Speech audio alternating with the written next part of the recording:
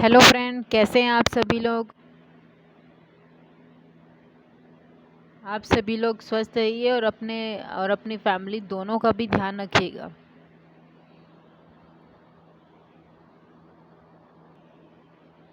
ठीक है। और घर पे रहकर ही पढ़िएगा, जितना पॉसिबल हो उतना घर पे रहिएगा, बाहर मत निकलिएगा। बाहर के हालात बहुत ज़्यादा गंभीर हैं। और जिन लोगों को वैक्सीन नहीं लगी है, 45 प्लस एज वाले हैं जो लोग, जिनकी फैमिली में, वो लोग भी अपनी यहाँ पे वैक्सीन लगवा सकते हैं। उसके बाद आप लोगों के 18 प्लस वालों के भी यहाँ पे नोटिफिकेशन आ चुका था, 1 मई से स्टार्ट हो रहे हैं। वो लोग भी अपना रजिस्ट्रेशन करा दीजिएगा ताकि आप लोग भी वैक्सीन लग जाएं, आप लोग के अंदर भी इम्यूनिटी बूस्टर बन सके, ताकि आप लोग भी स्वस्थ रह सकें और इस कोरोना को हरा सके। ठीक है। बाहर कम निकलिएगा, अंदर घर पे रहकर भी पढ़ सकते हैं। जिन लोगों का भी एग्ज़ाम है वो लोग भी अपने प्रीवियस पेपर जो भी उनके पास है, अब वो लोग सारी चीज़ें, उन चीज़ों को पढ़ सकते हैं, हर चीज़ को। उसके बाद आप लोगों के जो सब्जेक्ट है, हिस्ट्री, पॉलिटी सब्जेक्ट, ये जितने भी आप लोगों के सब्जेक्ट होंगे, ये यहाँ पे एक एक करके इसको पूरा कराया जाएगा। साथ में आपके कुछ एमसीक्यू क्वेश्चन भी स्टार्ट कर देंगे जब तक आप लोगों का एग्ज़ाम होगा। ठीक है। हम लोगों ने अपनी हिस्ट्री स्टार्ट की हुई है, और हिस्ट्री में भी हम लोगों ने अभी समाज सुधारक है, कुछ मुस्लिम समाज सुधारक थे, वो भी हमने आप लोगों को आज कंप्लीट करा दिया। इससे पहले वाली वीडियो ज़रूर देखिएगा, और जितनी हो सके इसमें प्लेलिस्ट बनी है हिस्ट्री सब्जेक्ट की, उसको ज़रूर देखिएगा। ग्रामर की भी है, हिंदी की भी बनी हुई है, लेकिन हिंदी दोबारा से स्टार्ट कराएंगे। आपकी ज्योग्राफी भी दोबारा से करेंगे, पूरा मैप के साथ कराएंगे वो सारी चीज़ें। इसलिए इससे पहले वाले वीडियो को ज़रूर पढ़िएगा, क्योंकि समाज सुधारक है, यहाँ से सामाजिक धार्मिक कुछ आंदोलन भी हुए थे, उसमें क्या क्या परिवर्तन हुए थे, कौन कौन उससे सम्मिलित था, किस सन में हुए थे, ये सारी चीज़ें आप लोग से 1 या 2 नंबर से यहाँ से पूछी जा सकती है। इससे पहले हम लोगों ने सती प्रथा का अंत देखा था कि किस तरीके से यहाँ सती प्रथा के बारे में एक्ट बना था, किसने किया था, किसका शासनकाल चल रहा था। जितने पॉसिबल हो सकते हैं उतने ही आप लोग को यहाँ पर तैयारी कराई जा रही है। अब हम उसकी बात करते हैं, आपको बाल हत्या। अगर आपसे पूछेगा कि बाल हत्या की समाप्ति कैसे हुई, क्योंकि ये भी एक कुरीति थी, किस तरीके से बाल बच्चों की हत्याएं की जा रही थी, जैसे राजपूत थे। और बाल हत्याएं भी किसकी हो रही थी? लड़कियों की हो रही थी, क्योंकि यहाँ पे राजपूत को जाति है और भी अन्य कोई जातियाँ थी जिसमें लड़कियों को जन्म को गलत समझते थे, जिसकी वजह से उन्हें जन्म लेते ही उन्हें मार दिया जाता था। किसी भी तरीके से उन्हें या तो छोड़ दिया जाता था, या फिर कहीं और इन्हें आश्रम में दे दिया जाता था, या फिर उन्हें बचपन में ही मार दिया जाता था, किसी भी तरीके से। अब उसके प्रति इन्होंने क्या किया, एक धारा बनी थी यहाँ पे 1795 ईस्वी में, एक धारा बनी, अधिनियम बना 16वीं धारा, और दूसरा बना था 1809 ईस्वी में। ये कौन सी थी? थर्ड थी आपकी धारा, यानी कि तीसरी धारा। अभी इसके अनुसार क्या हुआ, इसके जो दोनों आपकी धाराएं थी 1795 में और 1809 वाली, यानी कि 1795 और 1809, ये आपकी 2 एक्ट थे यहाँ पे, और इसमें धाराएं थी। इसमें माना गया कि जो ये बाल अपराध है, जिस तरीके से लड़कियों की हत्याएं की जा रही हैं, उनका जन्म मानना एक यहाँ पे अपराध मानते थे, गलत मानते थे कि लड़कियों का जन्म लेना ही गलत है। उस तरीके से इसे क्या किया गया था, अवैध घोषित किया गया था। इसके क्या माने गए थे? अपराध, कि ये क्या है, ये अवैध नहीं, ये एक अपराध है, और अपराध की सज़ा होती है। जैसे कि कोई भी व्यक्ति अगर कोई चोरी कर रहा है या फिर कोई और गलत कार्य करता है, वो भी क्या होता है? एक अपराध होता है। इसके तहत ही यहाँ पे 1870 ईस्वी में एक एक्ट भी पास किया गया था। 1870 ईस्वी में एक एक्ट पास किया गया, जिसके अनुसार ये माना गया कि पैदा होने वाले, या फिर वो लड़का हो या फिर लड़की, इस सब की सूचना देना अनिवार्य कर दिया गया था, कि अगर किसी भी व्यक्ति को, या राजपूत को, या कोई और जनजाति में ये लड़की पैदा होगी, उसकी भी जानकारी होनी ज़रूरी है, या फिर लड़का पैदा होगा उसकी भी जानकारी होनी ज़रूरी है। कि ऐसा नहीं है कि बालिकाएं हैं, जो लड़कियां हैं, उनके प्रति कोई अमान्य कार्य किया जाएगा, या अगर यहाँ पे किसी भी लड़की को, यहाँ अगर बचपन में ही पैदा हो गई, वो लड़की बचपन में ही है, छोटी सी है, आपने पहले ही उसको इन्फॉर्मेशन कर दी कि हाँ इसको लड़का हुआ है, इसके लड़के, यार कुछ टाइम के बाद ही पता चला कि उसके साथ कुछ गलत तरीके से उसको मार दिया गया, या फिर उसे छोड़ दिया गया, या किसी को बेच दिया गया, इस तरीके से जो भी अमान्य व्यवहार होगा उसके प्रति उसकी जांच भी की जाएगी, और उसे अपराध की श्रेणी में इसको माना जाएगा। तो इसी एक्ट के तहत 1870 का जो ये एक्ट बना था, इसके तहत ही माना गया था कि आपको पूरी लड़का और लड़की दोनों की आपको सूची बना, यानी कि हमें क्या इन्फॉर्मेशन देनी होगी, ये भी अनिवार्य कर दिया गया था। और अगर इस तरीके से कोई भी अमान्य कार्य मिला लड़कियों के प्रति स्पेशली, क्योंकि लड़कों को पैदा होना गलत कभी नहीं समझा गया था, लेकिन लड़कियों को पैदा होना गलत समझते थे, कुछ जनजाति थी, बड़े लोग थे, इस तरीके से उन्होंने कहा कि अगर इस तरीके से कोई भी ऐसा अमान्य कार्य मिला तो उसकी जांच होगी तो उसके प्रति यहाँ पे क्या होगा, उसको सज़ा भी दी जाएगी। क्योंकि इनका मानना था कि जब कोई कार्य गलत किया जाता है और वो दंड दिया जाता है, उसके बाद इस तरीके से भी ये भी क्या होगा, एक अपराध होगा, अपराध की क्या होती है, सज़ा दी जाती है। ठीक है। उसके बाद कौन सा है आपका, विधवा विवाह। विधवा विवाह क्या था, विधवा पुनर्विवाह को कानूनी रूप से स्वीकृति किसने दिलवाई थी, इसमें सबसे इम्पोर्टेंट नाम किसका है, ईश्वर चंद विद्यासागर। इसमें क्या है कि जो विधवा थी, जिनके पति की जल्दी मृत्यु हो जाती थी या जिन लड़कियों की एज बहुत कम होती थी, उनके साथ सबसे ज़्यादा अन्याय होता था। तो इसको अकॉर्डिंग इन्होंने क्या किया, कुछ लोग तो पहले सती कर दी जाती थी, या कुछ लड़कियों को फिर बचपन में ही मार दिया जाता था, और कुछ लड़कियां ऐसी थी जो जिनके पति किसी कारणवश से तो मर जाते थे कि युद्ध होते हुए, या फिर किसी बीमारी से मर जाते थे। इस तरीके से वो विधवाएं हो जाती थी, और विधवाओं को दोबारा से विवाह करने के लिए उसे अपराध माना जाता था समाज में, कि ये दोबारा विवाह नहीं कर सकती हैं क्योंकि इनके पति की मृत्यु हो चुकी है। और उन्हें समाज से, कुछ तो जनजातियां ऐसी थी कि उन्हें समाज में अच्छा मानते ही नहीं थी, किसी भी कार्यक्रम में, किसी भी सम्मेलन में उन्हें नहीं देखा जाता था। उनके लिए एक अलग से आश्रम बना दिया जाता था जिसमें वो सारी विधवाएं ही रहती थी। लेकिन ईश्वरचंद विद्यासागर ने क्या किया कि विधवा पुनर्विवाह को कानूनी रूप से दिलवाने के लिए इनकी सबसे ज़्यादा इम्पोर्टेंस रोल इन्होंने निभाया कि विधवाओं का भी दोबारा शादी, यानी कि विधवाओं की दूसरी शादी भी होनी चाहिए। उन्होंने अपने भाषण में इस समाज को कट्टरवादी भी कहा था कि कैसा समाज है ये जो एक महिलाओं के प्रति इतनी बुरी तरीके से उनके साथ अपराध किया जा रहा है, इस तरीके से। ठीक है।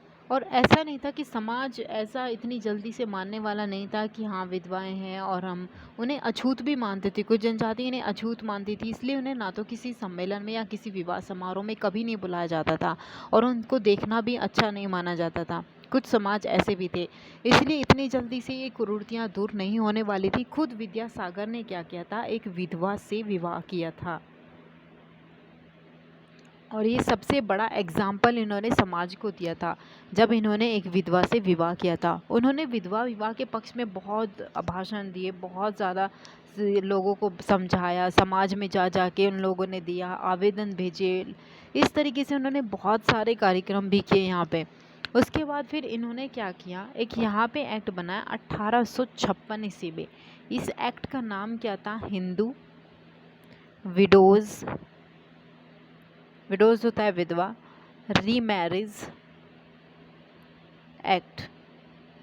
इसी से क्वेश्चन पूछे जाते हैं कि 1856 ईस्वी में हिंदू विडोज रीमैरिज एक्ट पारित कर दिया गया था, और इसका श्रेय किसको दिया जाता है, ईश्वर चंद विद्यासागर को इसका श्रेय दिया जाता है।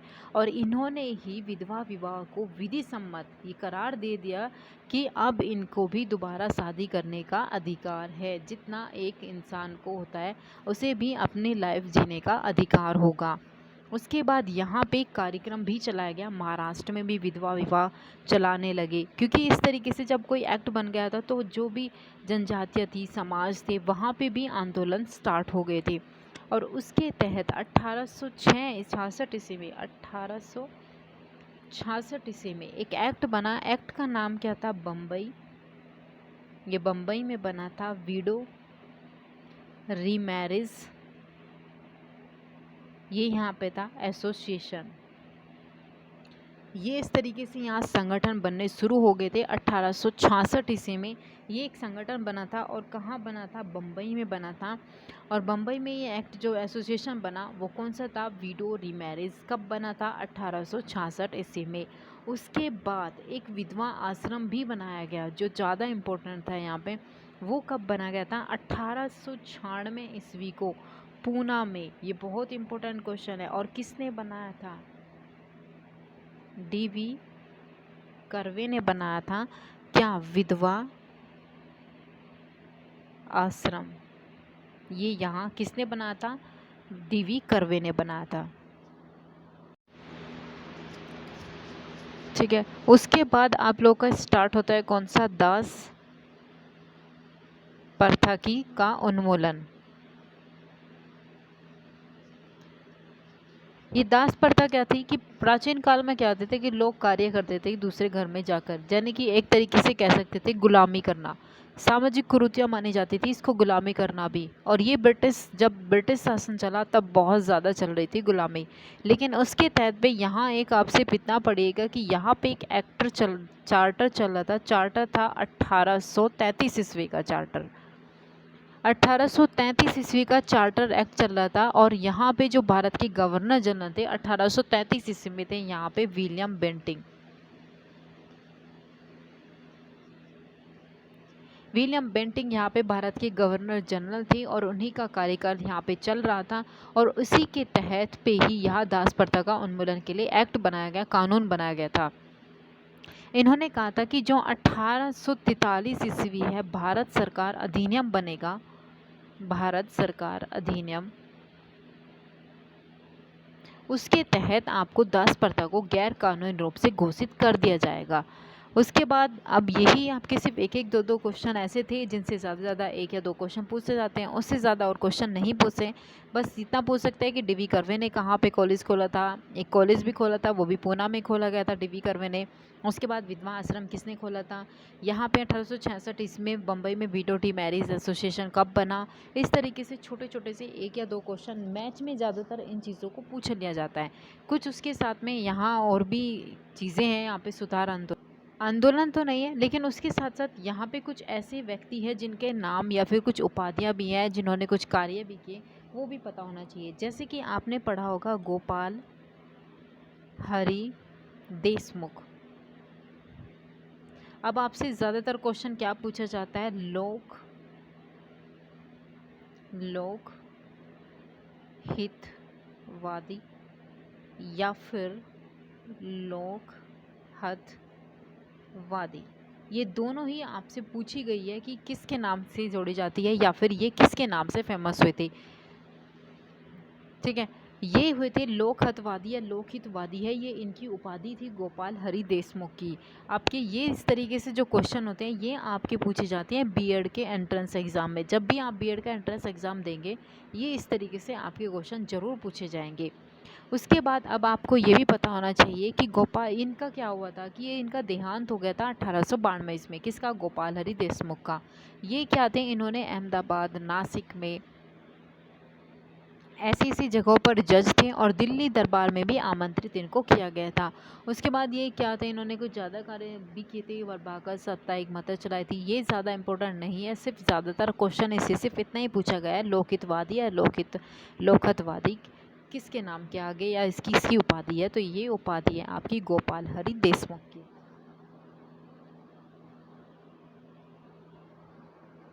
ठीक है, जितने भी अब आपके आंदोलन थे या उनसे संबंधित क्वेश्चन पूछे गए हैं या किस तरीके से आपको क्वेश्चन पूछे जा सकते हैं, इस तरीके से आपको पूरा का पूरा सामाजिक धार्मिक आंदोलन आप लोगों को करा दिए गए।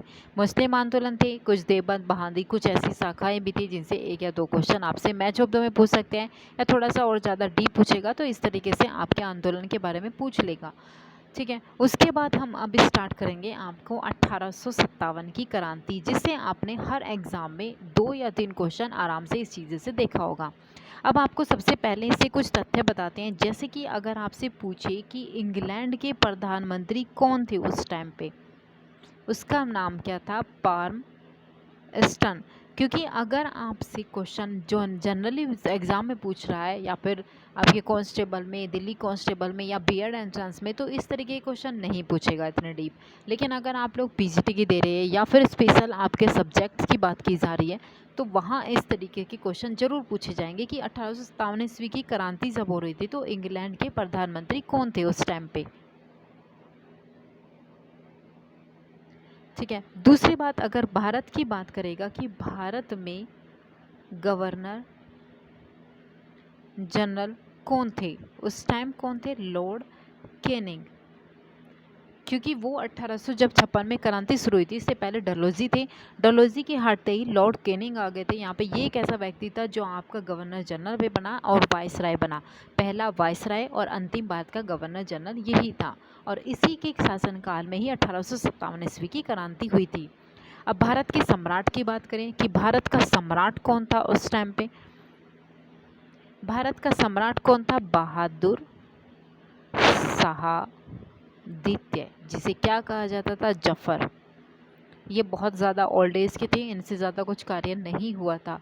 उसके बाद अगर आपसे सिर्फ एक और लास्ट क्वेश्चन यहाँ से पूछ सकता है। क्वेश्चन क्या पूछ सकता है कि जब विद्रोह हो रहा था उस समय किस ब्रिटिश सेनापति की नियुक्ति हुई थी? यानी कि ब्रिटिश सेनापति कौन नियुक्त किया गया था? उसका नाम था कैंपबेल।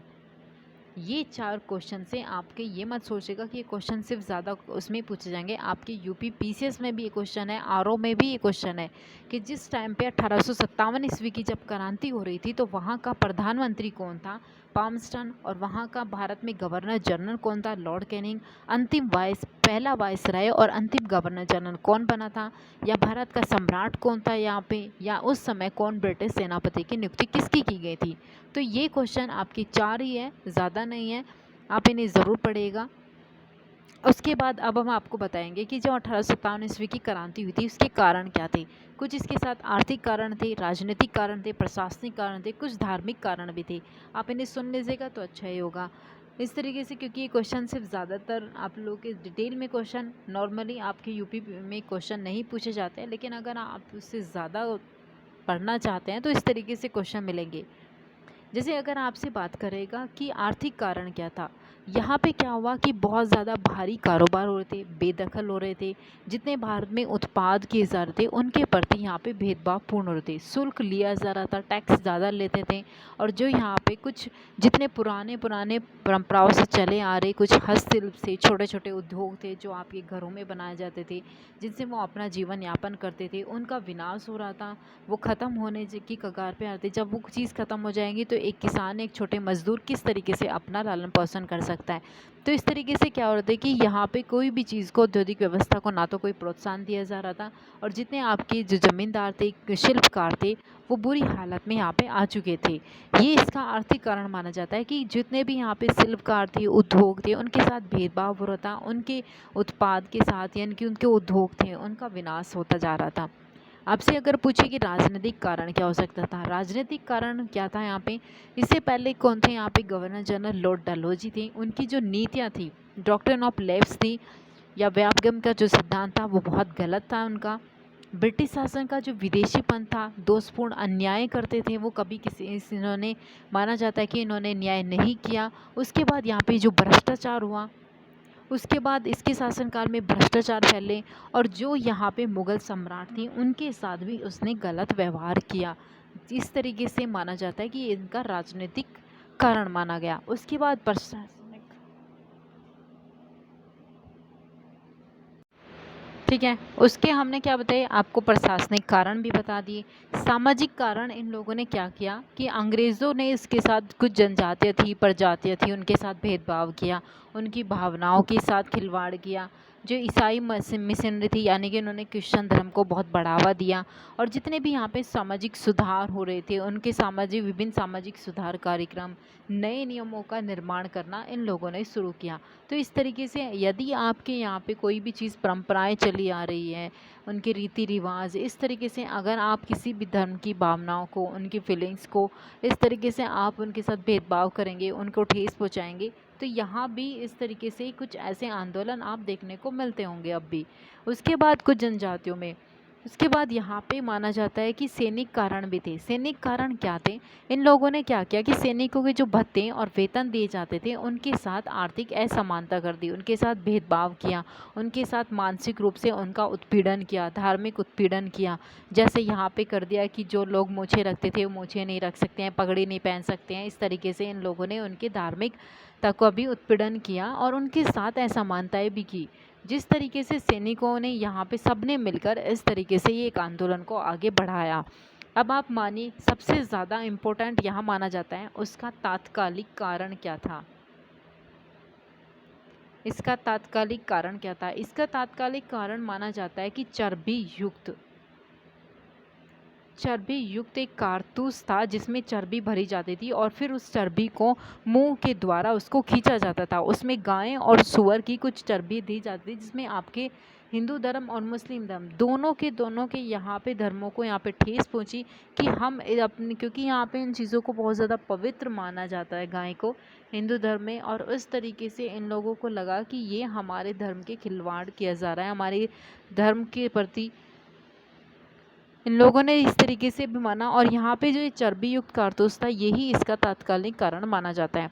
अब हम इसके बाद बात करेंगे कि ये विद्रोह कहाँ से शुरू हुए हैं, कहाँ फैला, केंद्र क्या थे, उनके नेता क्या थे, जैसे दिल्ली में कौन था, कानपुर में कौन थे, फिर लखनऊ में कौन आए, बरेली में कौन आए, फैज़ाबाद, झांसी, इलाहाबाद, यहाँ पे कौन कौन थे, किसने इनका नेतृत्व संभाला, इस तरीके से भी। ठीक है, एक तरफ आप लिख लीजिएगा इसमें केंद्र और दूसरी तरफ आप इसमें लिखिएगा नेता। केंद्र का मतलब है कहाँ वो फैला, जैसे कि अगर आपसे बात करें दिल्ली में कौन था, दिल्ली में थे आपके बख्त खां। दूसरी बात आपसे पूछेगा कानपुर में कौन था, कानपुर में थे आपके नाना साहब। ठीक है, उसके बाद आपसे पूछे लखनऊ में कौन थे, लखनऊ में थे आपकी हज़रत महल, बेगम हज़रत महल। उसके बाद आपसे पूछेगा बरेली में कौन थे, बरेली में थे खान बहादुर। ठीक है, और बिहार में पूछेगा कि बिहार में कौन था, बिहार में थे आपके कुंवर सिंह। ये क्वेश्चन आपसे बहुत ज़्यादा मिलेगा आपके आरओ में, पीसेस में, या फिर सुपर टेट, इस तरीके से भी मिल सकता है ये। ठीक है, उसके बाद हम बात करते हैं ग्वालियर। ग्वालियर में कौन थे आपके तात्या टोपे। ठीक है, झांसी की अगर हम बात करें, झांसी में कौन था, आपकी थी ये लक्ष्मीबाई। ठीक है, उससे और ज़्यादा इम्पोर्टेंट नहीं है क्योंकि हरियाणा में राम तुलाराम थे, मथुरा में देवी सिंह थे। उसके बाद आपसे गोरखपुर में पूछ सकता है गजाधर सिंह थे, इलाहाबाद में पूछेगा लियाकत अली थे, फैज़ाबाद में मौलवी अहमदुल्ला थे, बिहार में कुंवर सिंह हो गए, बरेली में खान बहादुर हो गए, लखनऊ में बेगम हज़रत महल हो गई, और कानपुर में आपकी नाना साहब हो गए, दिल्ली में जनरल बख्त खां हो गए। इनसे ही ज़्यादा क्वेश्चन पूछे जाते हैं और से नहीं पूछे जाते कि फ़र्रुखाबाद, सुल्तानपुर, इनसे कभी क्वेश्चन नहीं पूछे गए आज तक। यही इम्पोर्टेंट है यहाँ के। ठीक है, अब सबसे ज़्यादा एक इम्पोर्टेंट क्वेश्चन आप झांसी से लिखिएगा कि झांसी जिस समय यहाँ विद्रोह चल रहा था, रानी लक्ष्मीबाई इसका विद्रोह करी थी, उस समय अंग्रेज़ का सेनापति कौन था, अंग्रेज़ का सेनापति था हर हू रोज़। और इसी ने कहा था कि जो ये विद्रोह चल रहा है इसे आप सैनिक विद्रोह कह सकते हैं, आंदोलन कह सकते हैं, इसके बहुत सारे आपको इस तरीके से तथ्य भी मिलेंगे आगे। लेकिन इसने क्या कहा था, हर हू रोज़ ने कहा था कि यदि जो ये क्रांति हो रही है, जो ये आंदोलन हो रहा है, जो भी कह सकते हैं इसे, उसमें सिर्फ एकमात्र अगर मर्द की बात करें तो सिर्फ आपकी कौन थी, रानी लक्ष्मीबाई थी। और इन्होंने इनके आगे इन्होंने वार नहीं किया था, इन्होंने इस पर पीछे से वार किया था, तभी ये इसे मार पाए थे, क्योंकि आगे से वार करने पे ये रानी लक्ष्मीबाई को मार नहीं सकते थे, ये माना जाता है इनके बारे में। ये हम अपनी तरफ से नहीं कह रहे, ये आपकी बुक में इसी तरीके से मिलेगा, क्योंकि यहाँ पे हम अपने थॉट्स नहीं बता रहे हैं आप लोगों को। अगर आपसे पूछेगा कि इनकी असफलता का कारण क्या था, इनकी असफलता के कारण सबसे ज़्यादा क्या थे, एक तो ये था कि इन लोगों ने एक डेट को सीमित रखा कि हमें 31 मई को स्टार्ट करना था 1857 ईस्वी की जो क्रांति थी। पूरी प्लानिंग थी उस टाइम पे, लेकिन जिस तरीके से चर्बी युक्त कारतूस का यूज़ किया जाता था और वहाँ पे मंगल पांडे को यहाँ पे फांसी दे दी गई, तो इन्होंने अपनी डेट को 31 मई से हटाकर 10 मई कर दिया गया, जिसकी वजह से बहुत सारे क्षेत्र ऐसे थे जो पूरी तरीके से तैयार नहीं हो सके, और ये क्षेत्र एक सीमित क्षेत्र तक भी माना जाता है कि एक सीमित क्षेत्र था। दूसरी बात यहाँ क्या हुआ कि जो भारतीय रजवाड़े थे या कुछ अन्य वर्ग थे, उन्होंने अंग्रेज़ों को महत्वपूर्ण सहयोग दिया, जिसकी वजह से माना गया कि जो तात्या टोपे था उन लोगों उसका साथ नहीं दिया था, क्योंकि वो जाकर किसी के यहाँ पे छुप गए थे और उन्होंने अंग्रेज़ों का साथ दिया और उसे फांसी की सज़ा दी गई थी। अगर इस तरीके से भी हमारे भारत के लोग भी अंग्रेज़ों का साथ ना देते तो शायद ही सफलता मिलती इन लोगों को। जैसे सिंधिया लोग थे, इन्होंने अंग्रेज़ों का साथ दिया था, उसके बाद माना गया कि इनके पास पर्याप्त संसाधन नहीं थे, नेतृत्व नहीं था, एक योग्य सेनापति का होना भी ज़रूरी होता है। उसके बाद माना गया राजनीतिक चेतना की भी कमी थी कि हमने अचानक से अपनी डेट को अगर हम एक टाइम पे फिक्स रखेंगे कि हमें उस टाइम तक इतना सब कुछ अपना तैयार करना है, नहीं हो पाया और उससे पहले अगर हम कोई चीज़ करते हैं तो वहाँ पे बहुत सारी चीज़ों की कमियाँ आ जाती हैं। ठीक है। और जो लोग भी चैनल से नए जुड़े हुए हैं वो चैनल को सब्सक्राइब ज़रूर कर लीजिएगा, क्योंकि आपको इतनी ज़्यादा डिटेल में कोई भी आपको वीडियो नहीं पढ़ाएगा और आपको यहाँ पे हर चीज़ लिखवा के पढ़ाई जाती है ताकि आप उसे भी देखें, समझें। आप चाहे लिखें ना लिखें, लेकिन एक वीडियो को अगर आप 2-3 बार भी पढ़ते हैं तो आपको आराम से समझ आ जाएगा, उसको आपको लिखने की ज़रूरत भी नहीं पड़ेगी। लेकिन इससे पहले आप वीडियो को पूरा देखिएगा, तभी आपकी समझ में आएगी। और उसकी पूरी की पूरी प्लेलिस्ट आपके यहाँ पे बनी हुई है, उसको भी ज़रूर देखिएगा।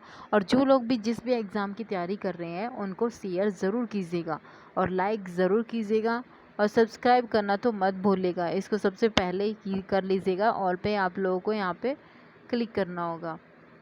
ठीक है। उसके बाद जो भी आप लोगों का नोटिफिकेशन आएगा, जिस भी एग्ज़ाम के आपके पास आएंगे कि इसकी डेट आ चुकी है, वो सारी चीज़ें आप लोगों को यहाँ पे बता दी जाएगा।